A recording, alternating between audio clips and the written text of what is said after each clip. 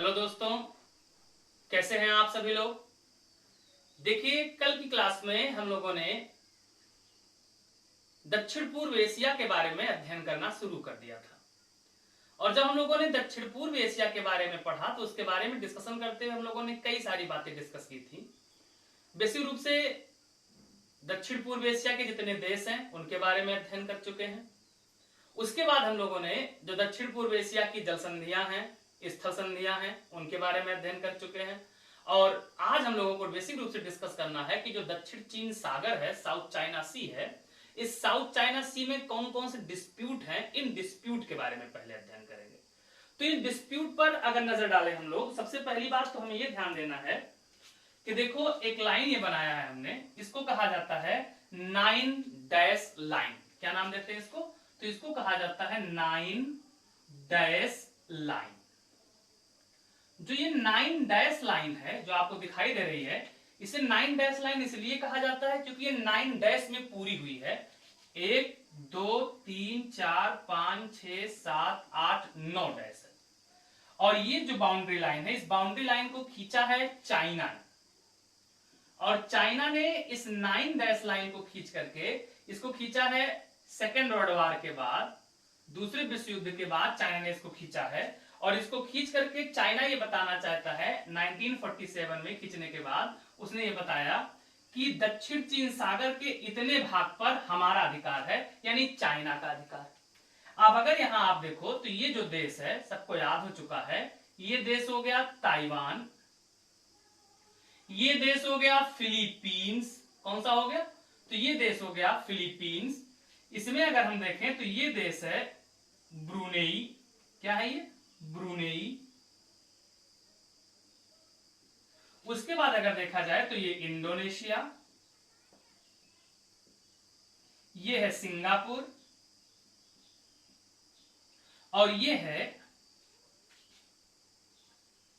Malaysia का portion. उसके बाद ये जो देश है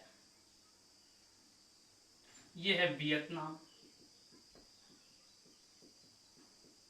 अब आप देखो, हम सबको ये पता होना चाहिए कि जैसे मान लीजिए कि ये कोई लैंड का पोर्शन है, मान लो ये इंडिया का ही भाग, तो लैंड पर जो आधार रेखा होती है, ये बेस लाइन होती है, जो आधार रेखा तटों को मिलाने वाली जो सीधी काल्पनिक रेखा होती है, उस रेखा को कहा जाता है बेस लाइन, आधार रेखा। और आधार रेखा से 200 नाटिकल माइल तक, 200 नाटिकल मील तक, 200 नाटिकल माइल तक हर एक देश का अपने तटीय भागों पे अधिकार होता है। अब जो ये 9 डैश लाइन है, इस 9 डैश लाइन के द्वारा जो ये देश है जैसे Taiwan, Philippines, Brunei, Malaysia, Singapore, Vietnam और कौन सा? इंडोनेशिया, इन सारे देशों के जो 200 नाटिकल माइल के अधिकार होने चाहिए किस पर? दक्षिण चीन सागर पर। इसका वायलेशन कौन कर रहा है? तो इसका वायलेशन कर रहा है चाइना। इसका मतलब 9 डैश लाइन, क्या नाम है इसका? 9 डैश लाइन किन किन देशों के मध्य विवाद है, अंतरराष्ट्रीय विवाद का कारण है? तो ये देश हो जाएंगे Taiwan, Philippines, Brunei, Malaysia, Singapore, Indonesia और कौन हो जाएगा? वियतनाम। और ये विवाद खड़ा कौन कर रहा है? चाइना। क्योंकि ये लाइन खींचा किसने? चाइना ने खींचा।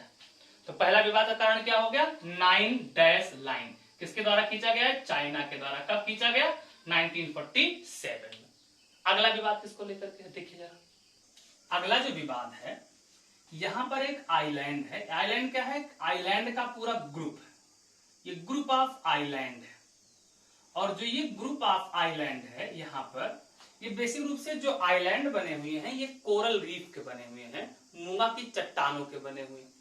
और इनके समूह को कहा जाता है, इसे हम लोग बोलते हैं स्प्रेटली द्वीप समूह। क्या बोलते हैं? तो इसे हम लोग कहते हैं स्प्रेटली द्वीप समूह। ये है स्प्रेटली द्वीप समूह। जो ये स्प्रेटली द्वीप समूह है, इस स्प्रेटली द्वीप समूह को देखा जाए तो किसके नजदीक है? तो ये नजदीक है, ये है पालवान आइलैंड। और इस पर अधिकार किसका है? इस पर अधिकार है फिलीपींस का। अब इसके जो आइलैंड हैं, ग्रुप ऑफ आइलैंड से कुछ आइलैंड को लेकर के इस पर अपना दावा कौन कर रहा है? वियतनाम। इसके कुछ आइलैंड पर अपना दावा कौन कर रहा है? चाइना। इसके कुछ आइलैंड पर अपना दावा कौन कर रहा है? ताइवान। इसके कुछ आइलैंड पर अपना दावा कौन कर रहा है? फिलीपींस। और इसके कुछ आइलैंड पर अपना दावा कौन कर रहा है? मलेशिया। यानी सीधी भाषा में हम लोगों ने सीख लिया कि जो स्प्रेटली द्वीप समूह है ये दक्षिण चीन सागर में स्थित है। और स्प्रेटली द्वीप समूह किन किन देशों के मध्य विवादित है? तो स्प्रेटली द्वीप समूह विवाद का कारण है वियतनाम, चाइना, ताइवान, फिलीपींस और कौन है? मलेशिया। याद रहेगा। यानी स्प्रेटली द्वीप समूह विवाद किन किन देशों के मध्य है? तो जो इसके नियर बाई देश है कौन कौन से हो गए? एक तरह से फिर से देख लीजिए, ये देखो वियतनाम, चाइना, ताइवान, फिलीपींस और कौन है? तो और है मलेशिया। ये किसको लेकर के विवाद कर रहे हैं? कि हमें स्प्रेटली द्वीप समूह पर अधिकार मिलना चाहिए।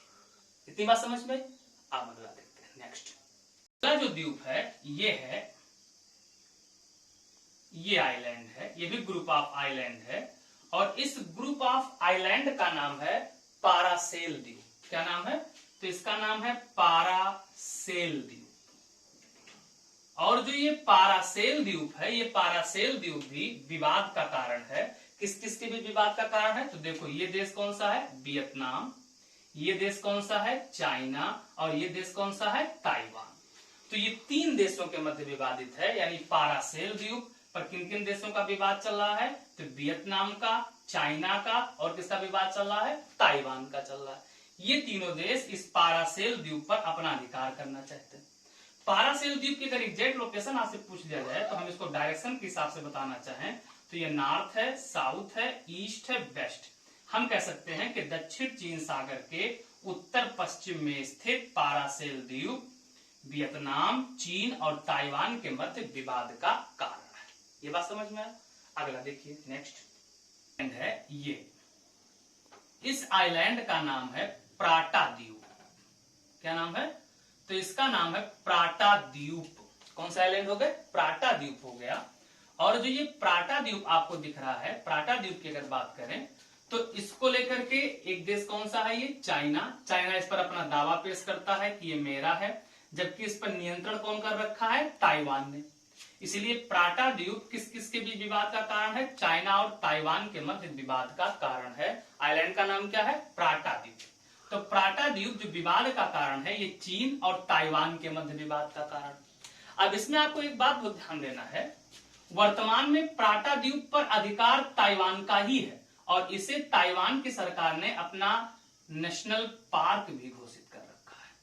यानी इस पर अपना नियंत्रण करके इसको क्या घोषित कर दिया है? अपना नेशनल पार्क भी घोषित कर दिया है। नेक्स्ट, इसके बाद ये एक क्षेत्र है, इस क्षेत्र का नाम है मैक्सलेस फील्ड बैंक। क्या नाम है? इसका नाम है मैक्सलेस फील्ड बैंक। और जो ये मैक्सलेस फील्ड बैंक है, ये मैक्सलेस फील्ड बैंक बेसिक रूप से जो ये क्षेत्र है ये पूरा का पूरा, इस क्षेत्र को लेकर के ताइवान भी अपना दावा पेश कर रहा है। ताइवान कह रहा है इस पर अधिकार किसका है? मेरा अधिकार है। उधर चाइना ये दावा पेश कर रहा है कि इस पर मेरा अधिकार है। इसलिए आपको याद रखना है कि मैक्सलेस फील्ड बैंक पर अधिकार किस किस का है, मतलब विवाद किस किस का है? तो इस पर विवाद है ताइवान और किसका? चाइना का। याद रखिएगा, बहुत इंपॉर्टेंट है। किस किस का विवाद है? तो ये विवाद है चाइना का और किसका? ताइवान का विवाद है। किसको लेकर के? मैक्सलेस फील्ड को लेकर के। अगला देखिए। नेक्स्ट क्षेत्र ये है, इस क्षेत्र का नाम है स्कारबोरोशोल। इसको इंग्लिश में भी लिख सकते हैं हम लोग, तो इसको लिखेंगे स्कारबोरोशोल। स्कारबोरोशोल जो क्षेत्र है ये बेसिक रूप से फिलीपींस, ताइवान और चाइना के मध्य विवादित है। किस किस के मध्य विवादित है? तो इस पर अपना नियंत्रण कौन कौन दिखाना चाहता है? इस पर अपना नियंत्रण दिखा रहा है फिलीपींस, ताइवान और कौन? चाइना। इसलिए इन तीन देशों के मध्य विवादित क्षेत्र का नाम क्या है? स्कारबोरोशोल। क्या नाम है? स्कारबोरोशोल का क्षेत्र है जो विवादित है। नेक्स्ट है, इस आइलैंड का नाम है ये नतुना द्वीप। क्या नाम है इसका? तो इसका नाम है नतुना द्वीप। नतुना द्वीप बेसिक रूप से मलय प्रायद्वीप और बोर्नियो आइलैंड के बीच में स्थित है। इस पर अधिकार वास्तव में इंडोनेशिया का है। किसके नियंत्रण में है ये? तो ये इंडोनेशिया के पूर्णतः नियंत्रण में है, लेकिन चाइना इस पर अपना अधिकार होने का दावा करता है। इसलिए जो नतुना द्वीप है, नतुना आइलैंड है, किस किस के मध्य विवादित है? इंडोनेशिया और किसके मध्य? चीन के मध्य विवादित है। कौन सा? नतुना द्वीप। ये बात समझ में है? तो ये दक्षिण चीन सागर के कुछ विवादित क्षेत्र हो गए। ये बात समझ में आया? जिनको आप 2-3 बार देखिएगा, याद जरूर कर लीजिएगा, क्योंकि कोई भी आइलैंड इसमें से उठा के आपको दे सकता है और पूछ सकता है कि ये किन किन देशों के मध्य विवादित है। बाकी जो इस जल क्षेत्र के बारे में था वो हमने पिछली क्लास में पढ़ लिया है। अब बाकी दक्षिण पूर्व एशिया के जो करंट के मुद्दे हैं और जो उसकी अपनी टोटल ज्योग्राफी है, इकोनॉमिक ज्योग्राफी है, वो सारी बातें हम लोग अगली क्लास में डिस्कस करेंगे। आज इतना ही पढ़ते हैं। बहुत बहुत धन्यवाद। Thank you. जय हिंद।